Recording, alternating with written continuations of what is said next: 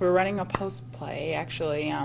Samuel passed me the ball, and I went to drive to the basket and spent, and my body went one way, knee went the other, and just everything cracked, and I fell. You knew right away. Yeah. Just what were your emotions like? I would imagine pretty devastated. Yeah, it was really kind of up and down at that point. I was just like, okay, well, the infamous pop, we heard that. No, not again, are you serious? And just like, is this really happening, kind of. Yeah. How have you processed all this the last few days? Just after everything that, obviously you went through last year. Yeah. Now for this. I mean, I just honestly believe everything happens for a reason.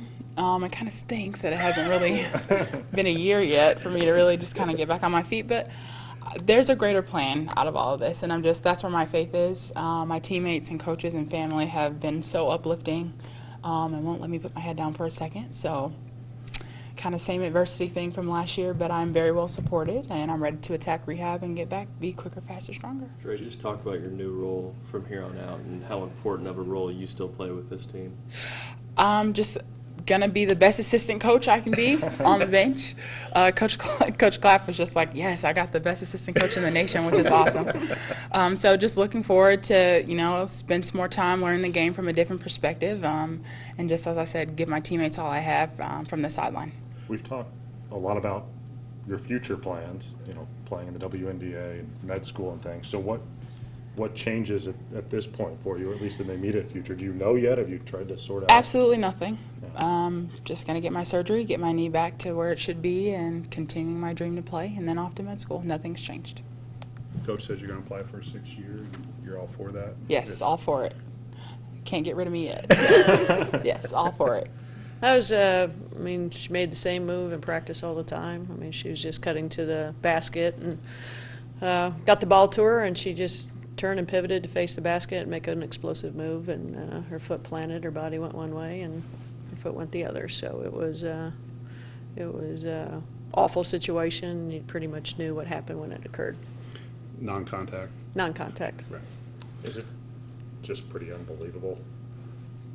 Considering it's her and what she went through last year and now this? It's just the most heart-wrenching situation I've ever been through, as well as a team or even a young lady. You just don't know how much one person can handle. And so, yeah, if she wasn't sick last year and it happened, you might be able to swallow it a little bit better because it's just part of athletics. But with what she endured fighting for her life and losing her hearing, and now something like this happens, it's hard to understand. It's been very difficult. But it's just totally heart-wrenching for everybody. Are you worried the "here we go again" is going to linger here? I don't. It did Saturday and Sunday. I'll be perfectly honest. I'm like, how many of you are doubting and looking around? What's next? What's this? And we all raised our hand, even including us coaches. You have to. If you're not human, you wouldn't. You have to feel those things, but now we're forged forward and we're fine because, we've always had, some type of injury since a lot of them have been here, and you continue. It's part of athletics. That's not the situation. It's just the circumstances because of it being, Drey and just what she went through last year. Again, it would be a little bit different if she didn't go through that. So, but I think we dealt with that, and now we've moved on with that.